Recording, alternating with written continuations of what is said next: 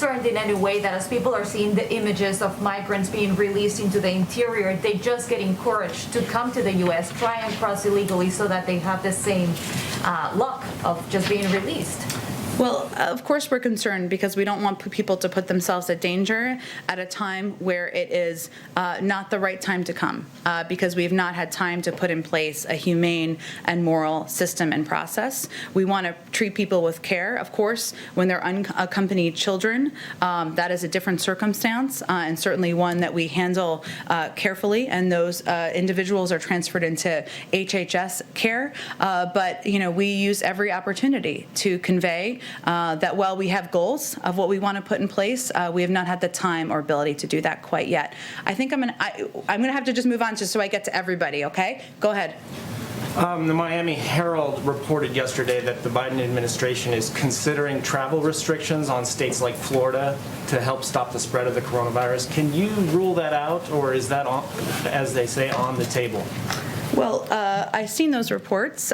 We are always considering what steps are necessary to keep the American people safe, but we are not currently in the process of no decisions have been made around additional public health measures that would delay or would change, I should say, domestic travel considerations. And regarding the domestic travel, also going back to the border, does the president support leaving the southern border open to migrants even before he would even consider this idea of domestic travel restrictions?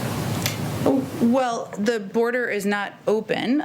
We are. Well, there are several reports of migrants crossing the border, and several local Texas health officials have expressed concerns that there are migrants coming over the border who have not been tested by the authorities. Well, let me reiterate what I've done in here. I know different people are in here different days, so I'm certainly happy to do it again.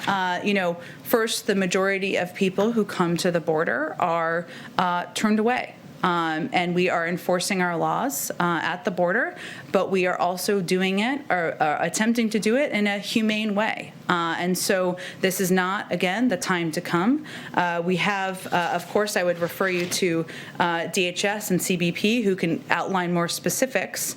But when long-term holding solutions are impossible due to COVID-19 capacity limitations or other reasons, some migrants are processed for removal, provided a notice to appear, and wait within the U.S. to await an immigration hearing.